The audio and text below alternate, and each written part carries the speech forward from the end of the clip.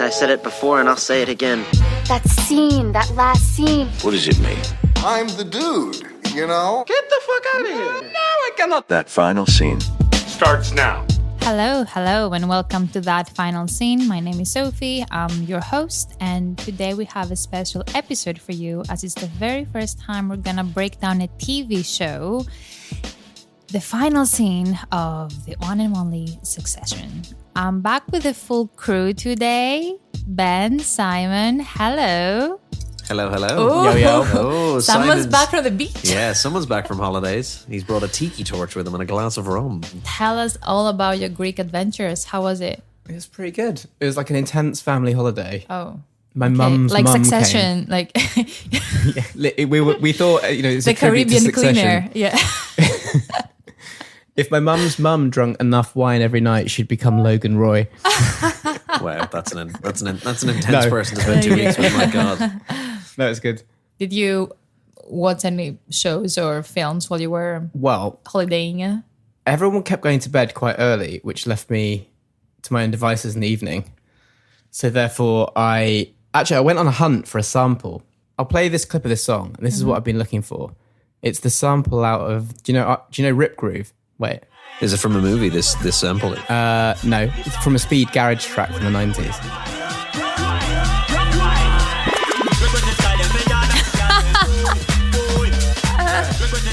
No. I recognise that. Sounds cool, though. I recognise that bass line. That sounds like a Basement Jaxx track.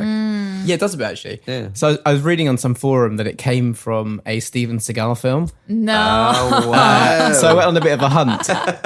And it So became you've a bit been of an watching obsession. Seagal. That is Oh, so yeah. funny. Oh, fantastic. And I've been watching films from what I describe as his art house phase.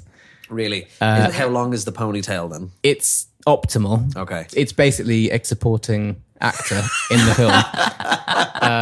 The pony. The first film I watched from is straight to VHS era.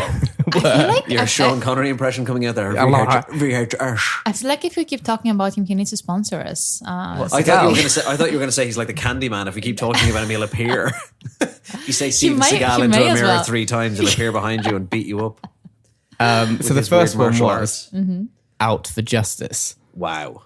And he plays a cop cleaning up a dirty city, New York. And he's looking for this guy called Richie. But he just tours around like strip clubs, bars, looking for this guy. And eventually a kid rings him from a call box, tells him where Richie is, and he wastes him. Anyway, watched it twice. Wow. Why? I was looking for the sample. No, why does he waste Richie? That's the question. Richie's like killed his partner or something. I can't remember. Okay. And then this kid just rings him up, tells him where he is, and that's the end. Wow. So the movie literally ends just a guy phones him up. Yeah. Does this sort of film hold your attention? Yes. Oh, it's interesting. Yeah. Okay. What was the other one you watched? So that was the first one. And then, so I realized I'd misread the forum, and it wasn't even that film that they mentioned. Okay. And also the sample's obviously Jamaican. And Please tell me that film's Steven- full of Italians in New York. So I was Please like, tell me Steven Seagal doesn't play a Jamaican no, character at some point. it's Okay. almost as bad as that. So then I watched Marked for Death, the pinnacle of Seagal's career. And he plays, this time, a reluctant to come out of retirement cop who's got to clean up a city. This time his hometown, Chicago, where some, if you can believe it, stereotyped Jamaican gangs are dealing bad drugs in his city, and he has to come and kick ass. yeah, exactly. Intense. And the baddie is called Screwface. That is actually very funny. Wow. Okay, I love it. Do you want to hear some lines from it? Yes, please, God, yes. Okay. You want some blow? Yeah, I want some blow. Put your hands where I can see them, or I'm gonna blow your head off. Wow. No, keep a cool head, man. Oh, Okay. Now this is a scene where like they're trying to convince Steven to come back out of retirement. Why is it? Can I just ask? Why is it that Steven Seagal already sounds like he's done a load of blow in that scene anyway? And it's because just, he has. He It has, always yeah. sounds like that. Yeah. Okay, this one, it's the classic cop being convinced to come out of retirement because he's such a legend. Listen to what the lady says at the end. Who's that? It's John Hatcher. He was an undercover troubleshooter for the DEA. Him coming in with us? No, he thinks he's retired. He still looks functional to me. She's like, she eyes him up and is like, still looks functional. It to looks me. functional to me. Yeah. Wow, what The a lady line. knows what My she God. wants. So yeah, he in that film he shoots someone's leg and the whole leg just comes off straight away. He breaks someone's arm and the hand comes off. Very, very like very, very the Black Knight and Monty Python just keeps chopping his arms and legs off. And then, so like I was saying, you can enjoy it if you suspend your issues with stereotyping of like the entire Jamaican people. Oh but during the film, him and his like do-gooding cleanup gang invent a magic gun that doesn't make any noise. It's a machine gun, and then they pack it into like a secret suitcase and take it on a flight to Jamaica, where they're almost instantly cured of their racism when they see the real Jamaica.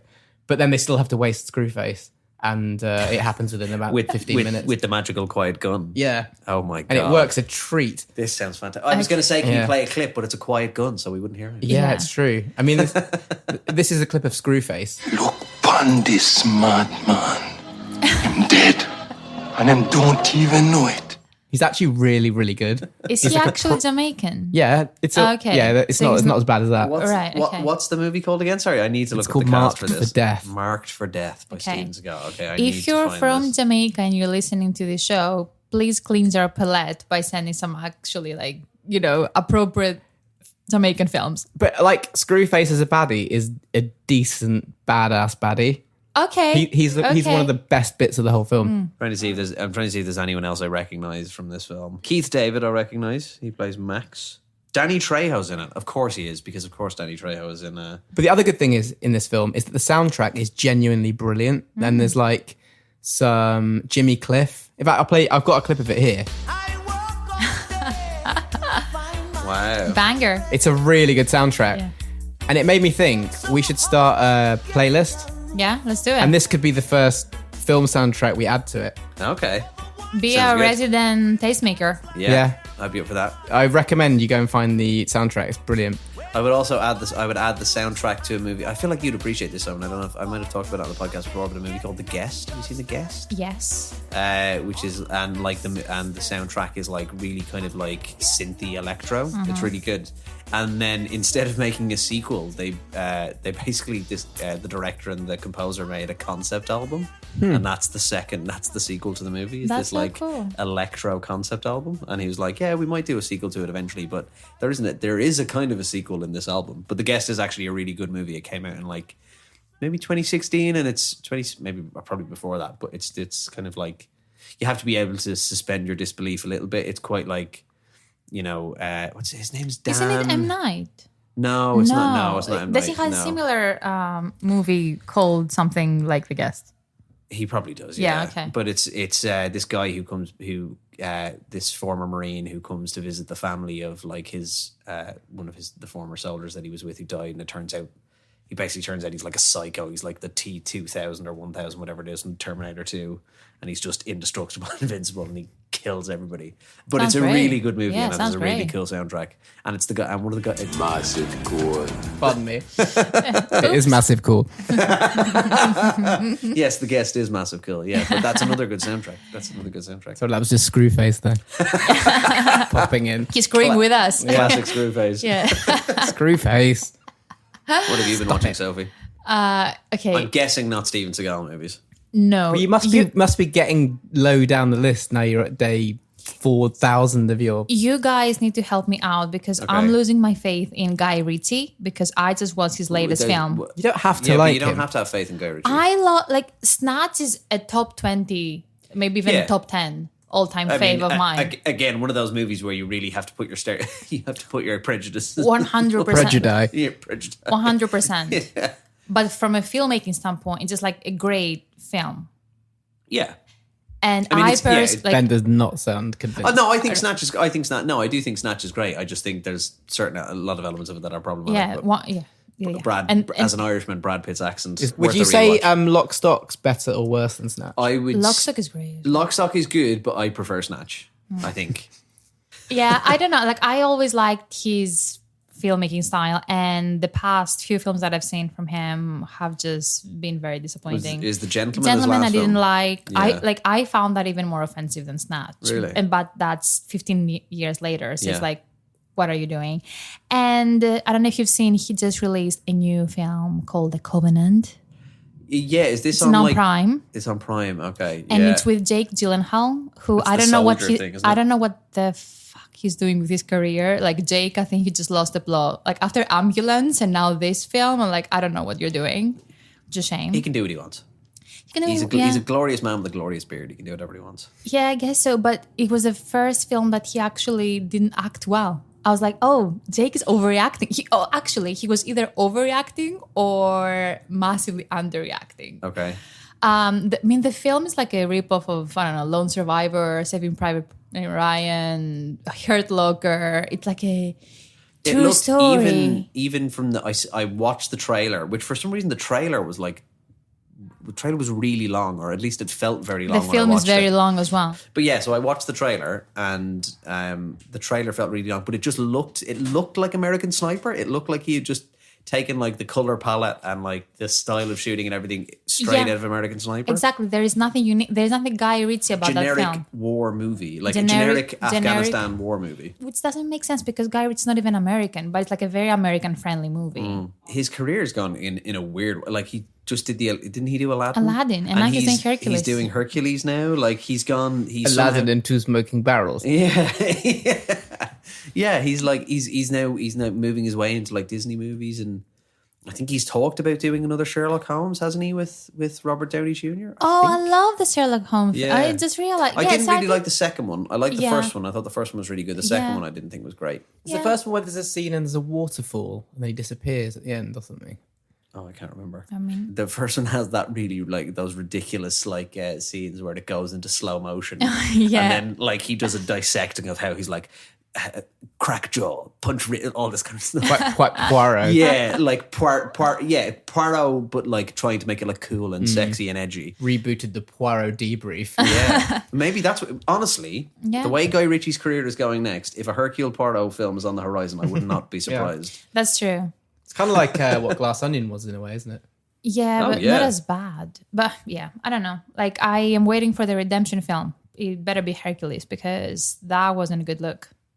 Or he could ruin Hercules completely. I hope not. My favorite Disney. Is that your favorite Disney animation? Yeah. What's it about? Hercules. Well, Hercules, the Greek god Hercules. Oh, it's like a mythology. Yeah, so was it like the 90s animated movie? It's like, really good. Along with Lion King, like Simon, you would love it. I think it's right up your alley. It's right up your alley, Hercules, because it's a bit sarcastic and a bit like... Yeah, it's like Danny DeVito plays like this fawn who like trains him to be a hero. And then James Woods plays Hades, and it's just... Iconic. Oh, God, it's one of the, like, we're going to talk about like villains that you empathize with in a bit. Like Hades in that movie is just so relatable because he is just like, everybody else is just kind of like so up their own arse, and then Hades is kind of just like trying to get on with shit.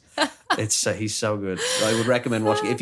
If you need something to watch with Olive, watch Hercules. It's good. Okay. Good songs in it as well. Oh yeah, great soundtrack. It's not Elton, is it?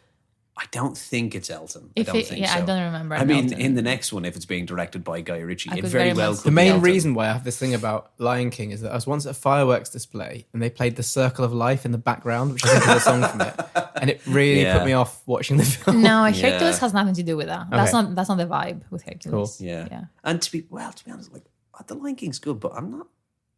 Like, I know everybody's really. Like, it's not my favorite. It's not my favorite Disney film. I'll say that. Like, it's not. Gasp sound effect. Yeah. What is your favorite Disney film? Oh, I don't know. I watched I talked about this a couple of weeks ago. I watched Zootopia really recently, and that's bloody brilliant. I think that's a Disney one. Favorite Pixar film is easy. Disney film is harder because I feel like I don't. No, The Incredibles. Oh, of course it would be. It's so good. It's basically Watchmen in a cartoon form and a million times better than the Watchmen movie. What's the film with the chickens? The film with the chickens? Yeah, like the chickens got away or something. Chicken Run. And the translation in Greek was like the chickens got away. Like the claymation movie. That's the Aardman one, isn't it? That's Aardman. Chicken. That's a great movie. Yeah, that's, I was gonna say. It was Mel Gibson as the lead rooster. Yeah. What was the title here? Chicken Run. Oh, Chicken Run. Okay. Chicken Run. It was after The Wrong Trousers, wasn't it? Such a great film. It's an Aardman movie. Yeah. You know they make that frame by frame with clay. Oh my god! And that was like 2003 as well. Like Chicken Run's Chicken Run's like probably 20 years old now. Very old. Or close to it. Super That'd be a good underrated. one. When we get the anniversary of Chicken Run, we should watch gets that. wheeled out at Christmas. Such a fantastic film. Ben, what have you been watching? Not that much. I've been watching a lot of trashy television. Great. Which Below Deck. No, not Below Deck. I've been watching The Ultimatum on Netflix. What's that? It's a show where a bunch of couples go on as a reality thing, and one of them wants to get married and the other one doesn't. And then they're told, okay, now you all just need to flirt with these other couples. And then they have to pick a person from one of the other couples to then live with for like 3 weeks. And then at the end of the 3 weeks, they decide, do they want to marry their original partner? Do they want to marry this new person for some bizarre reason? Or do they want to be single? It's fucking crazy. It's ridiculous. like the producers asked ChatGPT, how can we create the most drama? Yes. And that's the plot. Yeah, it basically putting into ChatGPT, what happens when you combine Love Island with Love is Blind and Married at First Sight and all of the other trashy reality television programs, and this is what you get. I watched, in preparation for Mission Impossible coming out next month, I watched Rogue Nation. I wasn't willing to go all the way back to the start and watch the first Mission Impossible because I think watching... 7 films now would be a bit of a stretch. So I went back to Rogue Nation because I think that's my favorite one. And I had, do you know what? I had a really deep internal struggle with myself because last week I was thinking about like my top 10 movies list. And in the list I had Casino Royale and I had Rogue Nation as like 2 action movies in there. Lord. And I thought to myself, I was like, I can't have both. I have to have one. And the struggle between having Mission Impossible or Bond was more difficult than I thought it was going to be. I bet you'll go with Bond. Of course I went with Bond. My deep emotional connection with Bond obviously won over. But I really do think if you want a good action movie that is just like really good set pieces and like kind of an interesting story and like just looks really good, the latest Mission Impossible movies are kind of hard to beat. Like they are really, really like Christopher McQuarrie is just really good at action movies. Like since he joined and started writing and directing them, he's just really good at it. Like he kind of gets like spy espionage action movies. And so yeah, I had this weird like I generally sat there looking at my phone being like, oh God, am I gonna take Casino Royale off? No, I'm not gonna take Casino Royale off the list. No. That would be Casino Royale stuck, but yeah, I rewatched that recently because I think Rogue Nation is my favorite. Obviously, Fallout, which was the Henry Cavill one, Fallout was great. Fallout was really good, and I'm really looking forward to the next 2. I mean, it's I don't know why movies need to be part 1 and 2. It's not Doesn't make sense. No, but we'll wait and see. I think it could be good, but unfortunately, as we were talking before the podcast, it comes out the week before Oppenheimer, so Tom Cruise seems to be on like the rampage now, trying to get other companies to move their release dates and stuff because it comes out on the 12th of July, and then 1 week later you have Oppenheimer and Barbie, which are probably the 2 most anticipated movies of the summer. Yeah, he's literally calling up movie execs, being like, you need to do something about this because I need every single IMAX screen out there. You need to do Big Daddy T a favor. Come on. The Scientology call center's been reassigned. Yeah, exactly. The savior of the cinema has arrived. Yeah. I'm back, baby. Back off, Nolan. It's my time. Yeah. But yeah, so I watched that and I did really enjoy that. I got Ellie to watch it as well and she liked it. So that's always a good sign if Ellie liked it. Yeah. But yeah. That's a good reminder. I think I'm going to watch a couple as well in preparation. Yeah, I would watch Rogue Nation and Fallout because these 3 kind of seem to like, this is almost like a trilogy in their own. Like the earlier ones kind of have a bit more of a disconnect between them, whereas they've been very much going for like the linear story with the characters kind of connecting a little bit more, which I think helps as well. I think you got to respect him. Yeah. Even if he has some religious beliefs I don't agree with. I mean, similar to the Roy family, it's all he has. Yeah. I feel like that's his legacy. Yeah. So. What's this? It's a movie. No! Oh, I liked it. No! Can I say something? No! I don't get it. What don't you get about it? Simon suggested we talk about those horrible fictional characters that we end up empathizing anyway. I mean, it depends, really. I think you and I, Ben, were talking about this before the podcast because we're thinking sometimes it's all about the writing, right? It's about how you write the character, and they can be straight up horrible. And then if you show the tragic backstory, or if something happens halfway through in terms of how you see the character, you can change how you relate to them. Yeah. What's the redemption moment? And if there is a redemption moment. So yeah, we asked you to share your opinions on the topic, and we got some amazing responses. Let's take a look at some of them and see if we agree or disagree. I think we're not going to be able to agree with all of them.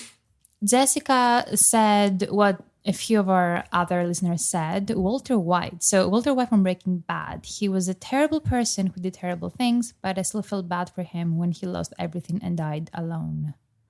How do we feel about Walter White? I don't know if I felt bad for him in the end. I mean, like Succession, he kind of gets what he deserves in the end. I don't necessarily know if I feel bad for him. You know, everything he did leads up to that.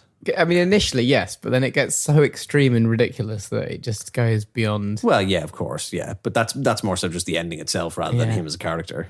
Like, you know, the machine gun in the back of the... Yeah, in the back of the car. This is also what we talked about before we started recording, Ben, where it's like, I think you feel differently about characters depending on when the change, quote unquote, happens. Because Walter White was, his entire life was a decent guy. And then cancer happened. And then his life progressed into what it progressed. And then his morals went out the window. And I think with him, he gets progressively worse as the seasons go on as well. Yes. Like the things he does get. And I think what's the interesting thing, and I think the reason I never really felt as bad for him is because the character with stuff like the poisoning of the kid with the whatever the flower, like the flower of the Widow Valley, I can't remember what it's called. But you know, he plays the innocent character so much, and then we only know as the audience that he's done these awful things. Like people like Jesse and all don't know that he poisoned the kid for, I think or Brock, that's the kid's name is, or if he even ever finds out, you know. And so how much he hid of all the awful things that he did, that's kind of why I didn't really have that much sympathy for him in the end. But then again, well, I have to think back to it, like thinking back to watching that final episode, did I want him to get away with it in the end? Yeah. I don't know, maybe I did. I mean, that's the tricky part because I did I want him to ride off into the sunset, you know? Yeah. David says, okay, that one is wild. Cersei Lannister from Game of Thrones. She was a cruel and selfish queen who deserved to die, but I still felt sorry for her when she lost her children and when she died in Jaime's arms. Didn't feel sorry for her when she died in Jaime's arms, not at all. No. Yeah. Didn't feel sorry for her then. No. She's you didn't evil. watch Game of Thrones, did you, say? Yeah. I watched the first couple of episodes. Okay. She's so you evil. saw Cersei at her best then? Oh, she's lovely. Yeah. The walk of shame I didn't like, but I mean that's shame. Yeah. But I mean that was a bit extreme. But yeah, I mean I don't mind her dying. Mike, Ben, you're gonna have thoughts on this one. Darth Vader. He was a ruthless and powerful Sith Lord who killed countless people, but he also had a good side and redeemed himself by saving Luke and killing the Emperor. Yeah, I mean I don't know. I don't know about that now. I think it's too ridiculous to discuss. Is it too ridiculous? I mean, I would disagree. I think but he's like a funny baddie, isn't he? It's not like you're really. Darth Vader's the original baddie. Like Darth he's Vader is the the OG. original. Before that film came out, there were no baddies. There were baddies, but there was no one like him. There's no one like exactly. The plot twist baddie. Yeah. I don't think because of his one redeeming bit at the end, there's much to get past. I also think you don't like the villains that you, I think, or the horrible people that you sympathize with, you get more backstory from them than Vader. Exactly. You know, or at least you get more time with them. Like the one that I was talking about beforehand is like, and I mean, you'll know this. Funnily enough, because even though it's a Marvel movie, the guy in Black Panther, Killmonger's character, who even though is a bad guy and kills people, you get to the end of it and you kind of feel like, hang on, wait, why has he died now? Is that really a deserving end for him? And actually, should we be thinking more of the way he thinks and stuff like that? And yeah, I think you need more time with those characters than you get. Listen, you get fucking 6 movies with Darth Vader, but I don't think you have. I wouldn't say he was that redeemed for me just because he throws the Emperor off a bridge. Simon, I would like your thoughts on this one. Kate says, Ken Dalroy from Succession. He was a ruthless and ambitious businessman who tried to overthrow his father and betray his siblings, but he also had a lot of personal struggles and vulnerabilities that made me feel for him. Yeah, because like I agree with that because those children have been so manipulated by their circumstances. They're literally like the product of a dreadful father, basically. And I think Kendall most so. Like he's the like Kendall. Like Succession is 4 seasons of Kendall just being beaten down. Season 4 is kind of like, or at least for a couple of episodes, like how Kendall got his groove back. Yeah. And is like him rebuilding himself and coming to the top. And then obviously we get to the end. It's like, you imagine your whole life was being gaslit by your own parents. Yeah. Like, that's what happens. With their mother being potentially even worse than their dad, if that's even possible. But like, anyway, I genuinely think that Succession is about Kendall in a way, and that's his, like, which is why Succession, the final scene, ends with Kendall, but we can talk about this later.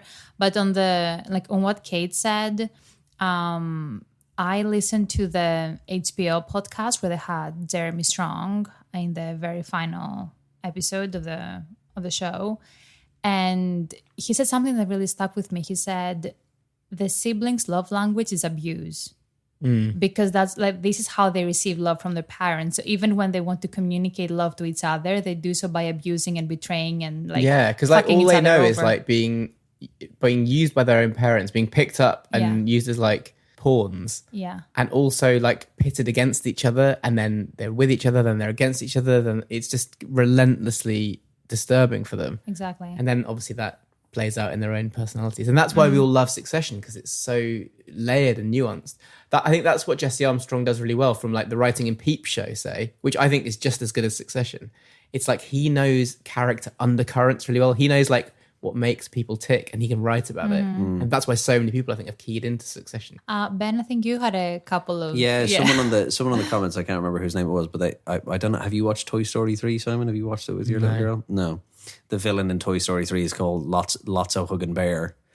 And I think what was the point that they made? And I kind of agreed with this and empathized with this a little bit, but they said Lotso Huggin' Bear from Toy Story 3 from Mr. Eakin. He'd had his heart ripped open and just wanted to protect his nearest and dearest. He just had he was just a tad militant in his approach.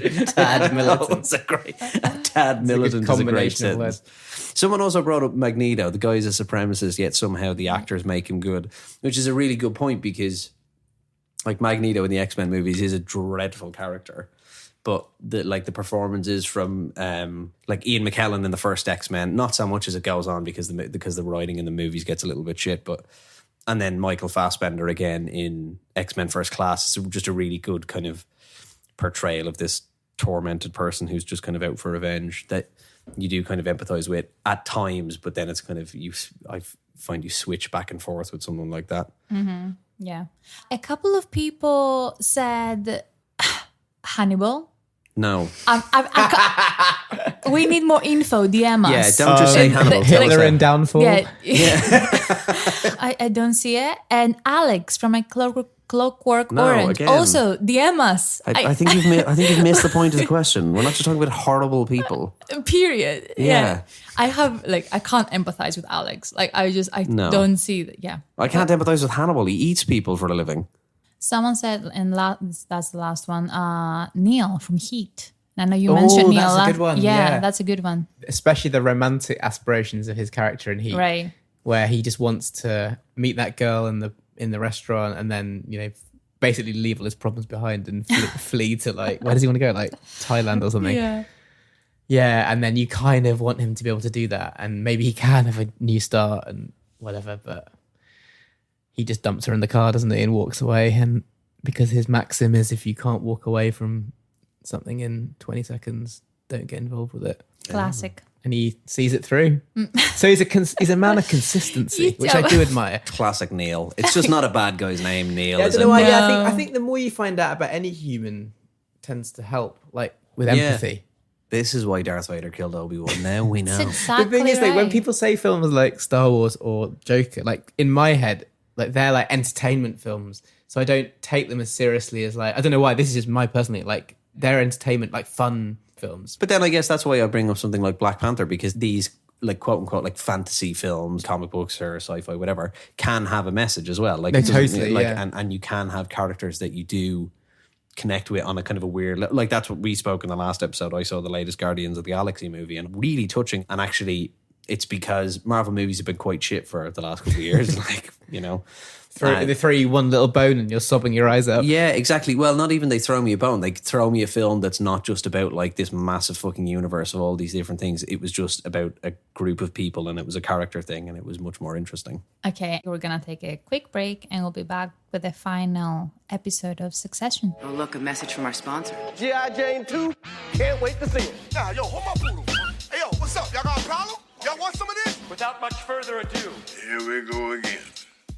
Today, we're going to talk about the series finale of Succession, one of the most acclaimed HBO shows of the past decade. If you haven't seen it yet, stop listening right now and go watch it. We're going to spoil everything. This is your last and final warning. Okay, so in the last episode of Succession, titled With Open Eyes, I would like your thoughts on the title. We see the Roy family in their most desperate and dramatic state yet. On one side, we have Shiv, who has been working with Lucas Madsen, the tech billionaire who wanted to buy Waystar and make her his US CEO, supposedly. On the other side, we have Kendall, who is trying to stop the sale and become the new leader of Waystar himself. And in the middle, we have Roman, who is still recovering from his father's funeral and is unsure where his loyalty lay. The siblings all fly to Barbados. I mean, this is... Okay, we're going to talk about it, but I'm just so excited about that scene. Where their mother Caroline invites them. Then they try to persuade Roman to join their side while also dealing with their personal issues. Meanwhile, back in New York, Tom is having a series of awkward meetings with Madsen trying to secure his position in the new regime. He also has a tense phone call with Shiv, who suggests they get back together. As the board vote approaches, it seems that Kendall has managed to win over Roman and Shiv to form a united front with his siblings against Madsen. We need to talk about that scene in the kitchen because my favorite scene of the entire episode. We then, I don't know if anyone remembers the Great Allocation scene well. That was probably my second favorite scene. The great what scene? Great reallocation scene. Oh, where it's like Logan's old house, not Connor's house. Oh, yeah. And we Where see he the gives home out all the video. And we stickers. see That the was home video. so funny. with his like sticker tours that he was booking in. And then it turned out he'd already secretly done a first pass for himself. Yeah, I mean, I love the home video, like how they reacted to Logan. That was just, scene stealing from the grave. That scene showed that they were always going to be the kids. They were never going to be taken seriously. Yeah. And this scene is also important because it's when Tom tells Shiv that he gives her a heads up that he's going to be the CEO. It's me. It's happening, bitch. But then everything changes. And enter board meeting scene. Yeah, the final board meeting. Okay, before we get into that board vote meeting, we're not calling it the scene. It's more like a series of scenes in a way. What did you make of the episode up until that point? Before we enter that like plot line, what did you think was going to happen? Did you have any assumptions or guesses? Honestly, I still didn't know. And I think that's a real testament to the writings that Same. even up to the end of it, I was so tense going into that board meeting scene because it still felt like anything could happen. And either way, whatever happened, it was going to blow up. Like something was going to happen. If there were enough votes to allow Kendall to take over, I think that would have been a letdown because it would have been quite a smooth landing to the whole thing. I thought there was gonna be some conflict like that. I didn't necessarily know it was gonna come from Shiv though. I thought there was obviously we have like Logan's brother is there. There's Stewie's character. What's his line? He's like I like bad drugs and Activist, backtivist. I like weird sex. I like bad drugs. I'm a very complicated individual. Bullshit. You like pancakes and waffles and you kiss guys on waffles. He was trying to paint himself as a really racy character, and then the other's like, dude, that's not what you're like. Yeah, well, exactly. That's it. But I genuinely thought like his whole thing from the start has been like, it's been money. And he was loyal after all. Loyal. Weirdly, but I genuinely thought like there could be he could fuck it over. I think there is a universe out there where Kendall actually wins because they did agree back in Barbados. And I mean, this is more of a question for you. And what did you think of like Shiv saying first in the first place? For me, that didn't make a lot of sense. And if I have one issue with the entire episode, it's probably Shiv's character progression. In a couple of scenes, I was like, is this Shiv? Because it felt a bit weird. Shiv's like a pheasant running around from allegiance-wise, flipping allegiance all the time. So it's quite unpredictable. Right. And actually, I wonder, is it that at the end, with Shiv knowing that Tom will be CEO, is it in her head she knows the best outcome for me is maybe it is Tom, it's not Kendall. She has more say, having Tom's child.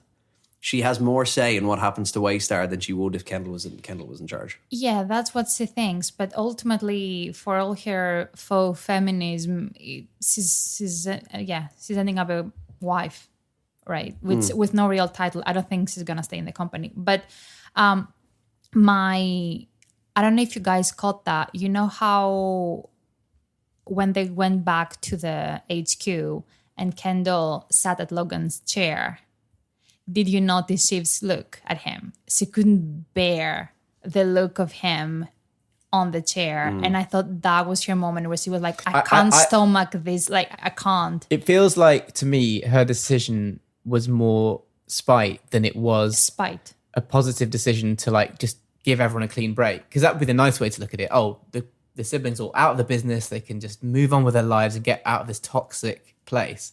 But it didn't feel like that at all. Yeah. It felt more like a spiteful, messy... Well, it felt like them again reverting to just being kids. And Yeah, then, yes. doing it to, like, as you say, like an out of spite thing. Almost like petulant children being like, well, if I can't have it, the last person I want to have it is you. Yes. Yeah, exactly. Her, and isn't that what next she week says? she'll regret it and want to turn it around again, and Exactly. they won't be able to. Yeah, because we do have a clip if you want to play it, but there are certain moments when they have that fight after.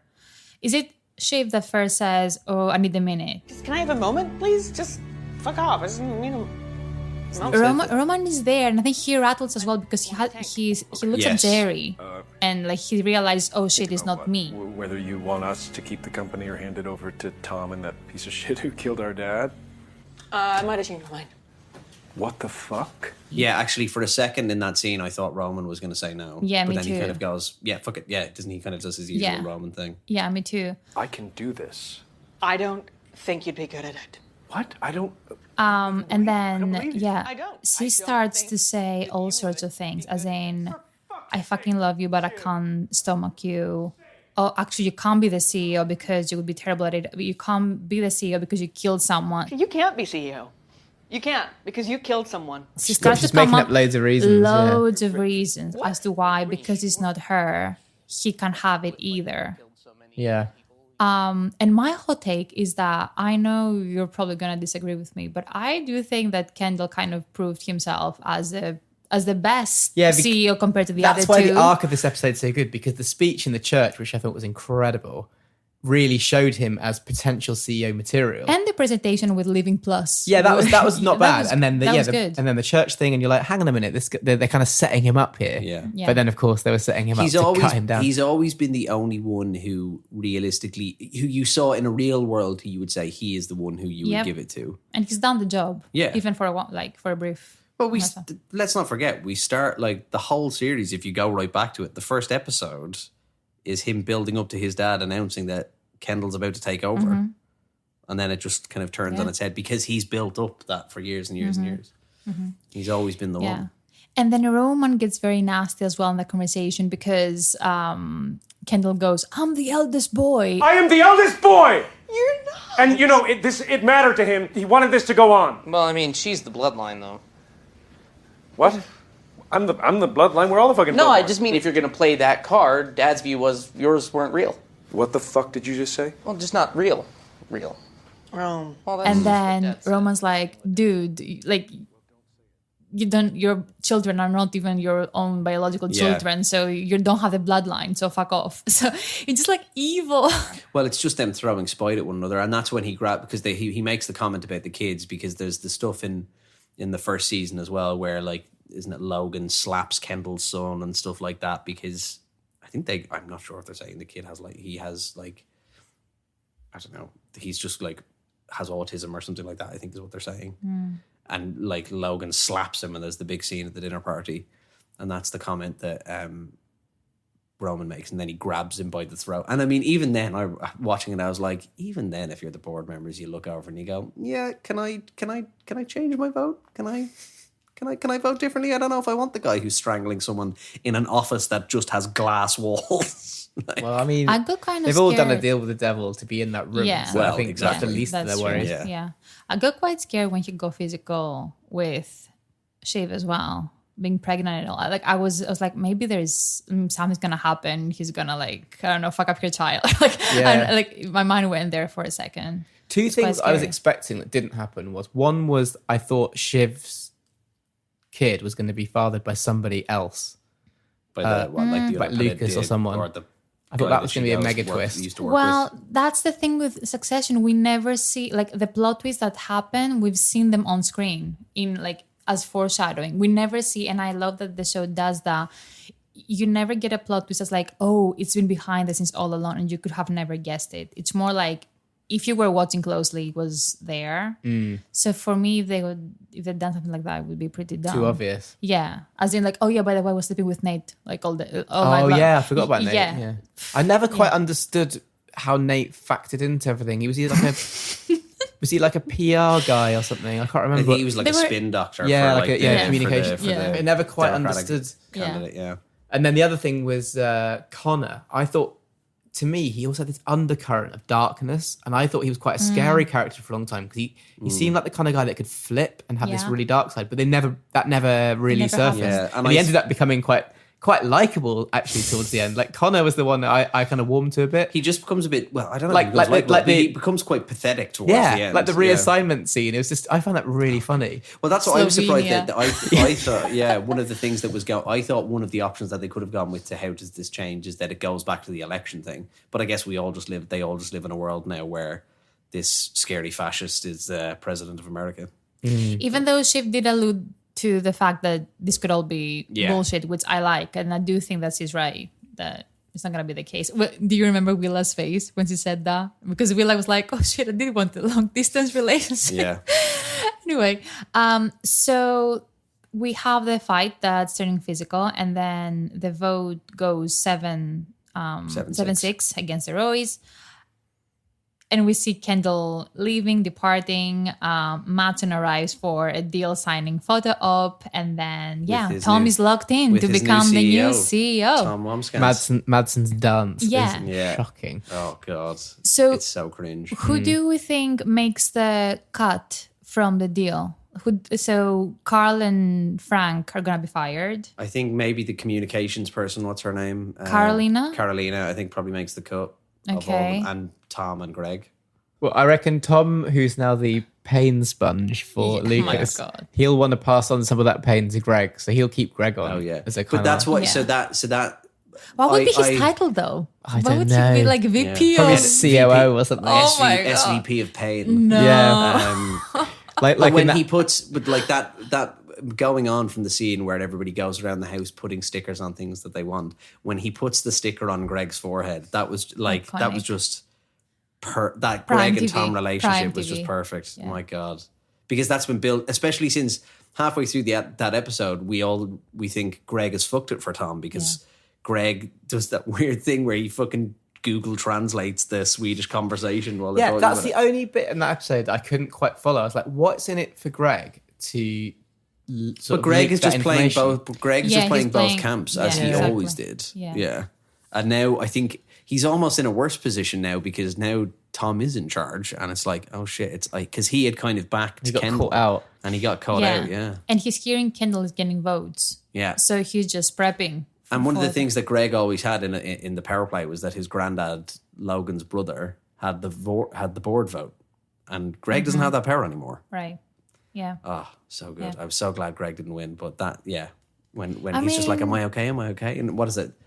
He's like, you're fucked, or something like that. But I think I have enough capital to keep you around. And then he puts the sticker on his forehead because he's his. I think Greg is worse than Tom. I think he loved Shiv at some point. I think at some point he's like I he also was think loyal Greg, to Tom, What? Greg was loyal to Shiv or Tom? I think Tom was loyal. and I think Tom has at least had Tom nailed his colours to the mast early and doesn't really change, whereas Greg literally flip flops at every episode. Greg is either with Madison or he's with the kids, or he's with Madison. He's like all over the place. Whereas Tom kind of ever since at the end of season 3 when he rats the kids out to Logan, Yeah, that and was he really dark. nails And he's his- still with Shiv at the time. yeah, exactly. Horrible. But ever since then, he's been that's been it. Like, he's been on that side of the fence. He's with Logan. He wants the deal, blah, blah, blah, blah, blah. Yeah. And I don't think he ever could have seen it that he'd be CEO. It probably was in his head, but as maybe like a pipe dream that could happen. And speaking of foreshadowing, I don't know if you guys remember in episode 9 where we have the funeral of Logan, and we have Shiv, we have Greg, and we have Lucas, and they kind of like chat around. And Shiv goes, "Oh, Tom is at work," and Lucas pays attention. And that moment, like that came to me when they had oh my god, another great scene with Lucas and Tom, like in the restaurant, when he called him his pain sponge. But I realized that Lucas, in the back of his head, he was like, "Oh, this guy, like he's putting in the work. He didn't even show up at Logan's funeral because he's doing the work." So he was also setting it up, which was great. I mean, but I don't know if Tom knew that Lucas was gonna pick him. No, I don't think he did. He knew Logan would. I think Logan wanted Tom, but I don't know if he expected Lucas to pick him. It's interesting though, because I was listening to a thing with Jesse Armstrong where he said that he's known for a while, like I think maybe since season 2, that Tom was always going to come out on top. He was going to be the winner. Love it. It's quite refreshing to have a show that gets as big as Succession, because arguably like Succession's the biggest thing on TV right now, or it has been at least for like the last 2 years. Yeah. And to, well, have the guts to end it at 4 seasons and be like, this is it, the story's done, I don't want to tell anymore, we could keep going, but I'm not going to. And then to have that, follow it all the way through and have Tom win it is just, you see a lot of TV shows that don't do that and they go, oh shit, we're making so much money, why don't we just keep going? And then it inevitably becomes shit and the vision becomes kind of diluted. Whereas Jesse Armstrong seems to, I'm sure it was very difficult to walk away from all of the money that they were probably offering him, but for the sake of the story, to then end it the way they wanted to. Yeah. So moving to the final scenes of the show, we have Roman sitting alone at the bar, sipping a martini and kind of smiling. You can see he kind of smirks at the very end, like a subtle smirk. I think at this point he realized he's better off He just without checked his all the bank bullshit. balance on his phone. Yeah, and I think it's what you he said. saw the billions of dollars that's now in his bank account. Yeah, he was like, "I'm good." And also what you said, Ben, earlier before we started recording. I think it was at the board vote scene where he was like, "We're all bullshit." That was I wanted to pick up on that. That Oh. for me was the mega line of the whole show. It's bullshit. We're all bullshit. Yeah, this he is like just calls bullshit. it. Yeah, he's just broken. He's just done. Like I think for a while, Roman's kind of just it's been the last couple of episodes. He just wants out. Next scene, we have Tom riding home with Shiv, kind of like proffering his hand like an alpha monarch. That's Alpha monarch. I've literally never heard that in my life. I mean, that's the actual recap. Surely monarch. like Can you it. get higher than monarch? Alpha monarch. Yeah, this is more like Be a feminine monarch. Or a beta monarch. I mean, he's kind of a bit of one, but He's a beta monarch. yeah. Of course he is. She kind of takes his hand, but So, not yeah, fully, that kind was- of half-heartedly. I know, obviously, it goes on to Kendall at the end, but that was my favorite of the ending scenes. That just like laying her hand on his. That like She's like, "I'll touch your hand, but I'm really not happy about this." as like you were saying, this like it's very, or maybe it was you, Sophie, that it's very Macbeth. It's like halfway through Macbeth, he kills the king, and now he's king, and it all starts to crumble from there. And this couple who, Macbeth and Lady Macbeth, who've done this awful thing, and they will continue to lie. But that's the thing What now. happens next? It seems like the power dynamic of the relationship has changed entirely. So, yeah, it's great to think what's going to happen with the child, but I mean, it's definitely going to be a present. I mean, or a I don't think it's mother, great but- for the child. No, but I mean, it'd be interesting how they would use the child to, kind of like get back to each other and like horrible. I'm almost glad that because The child's definitely Lucas Madsen's. No, I don't think they have. I'm almost glad because there's with Tom and Shiv's ending, especially, like there is a lot more that could happen. Yeah. You feel like there's more that could go on there. Oh, I'm kind of glad they don't though, because it's nice to have that left open to interpretation and discussion of, okay, well, what happens next with Tom now as the CEO of North America for Waystar and Waystar Royco or whatever it is. The host of the HBO podcast though said that she's been hearing that there could be a movie, not a spin-off. Oh no, not a spin-off. I think a movie could work. No, There's so much. I just You just think want leave more it. so badly. You're Yeah, like of course. prepared to But do you know risk what? it. Yeah, but that's it. I think it's too much of a risk. I'm not willing to risk it. I think it's. I trust Jesse. If he's on board, I do trust him.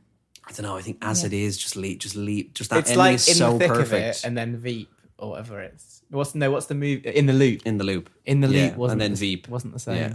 The I don't know. format doesn't work. Okay. It was a little bit great.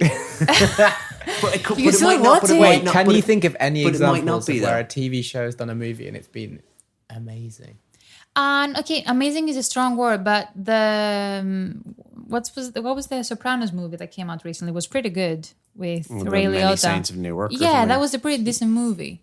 But you don't compare it because it's a different story. And I don't think Succession, the movie, would be like, oh, let's see what our characters have been up to. Like, it wouldn't be a movie like that. It would be more like, let's look at Greg and like a very specific day in the life of Greg. You know, they would find the interesting way to bring it back. Yeah. I don't think it would be like 45 days later. You'd want it like starting the next day. Yeah. What Right. happened? I don't know. I think that ending as it is for It's like perfect. when you exactly when you take it as 4 seasons, that ending is like absolutely perfect. Masterfully balanced. Yeah, Yeah. balance is the perfect word actually. Yeah. But then you can have 6 seasons in a movie. No, it doesn't need 6 seasons. Sophie, listen, I can't. Okay. Like everybody, I can't wait for the Community movie. The last episode was like 1 hour 24 minutes or something. Yeah. Yeah, it was like a movie. Yeah, in no, itself, yeah. easily, for sure. Okay, finally we have Kendall walking through a park. We have the bodyguard. His name is Colin, I think. Poor Colin. I felt so bad for Colin. Yeah. Especially I know, after he's when kind of Logan hover- dies. What does he do? That scene where they go for dinner together. Oh, that's what I was going to God. say. The dinner, Yeah. when Logan escapes from his party or Yeah, whatever. and it's it's like Logan's only friend. It's so sad. Cute. Yeah, and now he's kind of hovering behind Kendall. So as Kendall kind of gazes out of the Hudson River, we know water has been a big theme of like Kendall's woes, really. Like, you know, how he tried to... a swimming pool. Do you... Yeah. It was season Scene, 3, yeah. the final... There's also scene that other again. shot when he's on the top of a big building and there's the glass edge and he's sort of looking down, Yeah, he's kind of... quite Yeah. depressed. Even in season 4, like when they're in what is The it? sea. He goes to swim the sea after they've signed. Is it they've signed off the Pierce deal or something? They've gotten one over Logan, and he goes to swim the sea. He's There's kind also of- the fact that guy drowned in the car as well. Oh, yeah. I think that's how he killed the guy. huge. Like, Yeah, so he's kind of Yeah. obsessed with water. So yeah, the scene cuts to black at this very moment as he gazes, you know, contemplates, realizes everything is kind what of next? yeah. But I don't know. I feel like it's so interesting because we could talk about what we think he's thinking. In my head, I'm like, maybe he realized he hasn't just been sidelined; he's literally been crossed out. Like it's just never coming back. Even though he has kids, he has an ex-wife. That job was that, and becoming the CEO was everything. Doesn't matter. Like that's what like It's all relative. yeah, like it's nothing else mattered to him, and so actually, he's probably thinking, "My life is over." What? Because of his programming from... Yeah, exactly. growing up It's been from programmed Logan. into him Yeah. by Logan. Yeah. So, well, if the company's not there, what do I have? Because with the other two, we know they're gonna be okay. Like in their weird, twisted ways, they're gonna be okay. But with Kendall, we don't know. So It's the most open ended with Kendall. Yeah, and again in the last episode of the HBO podcast, Jeremy Strong was claiming that he couldn't see any other way out but actually kill himself. Like he thought that was the only way out as Kendall, which is why one of the takes that they done, Jeremy actually goes and climbs the fence. But you were to the river. saying they didn't know he was going to do that. No, he wasn't going to do that. So he did that instantly because he was like, that's the only way it can end. So in his head, he was thinking, maybe I go for it because maybe it's such a good shot that they may end up using that one instead.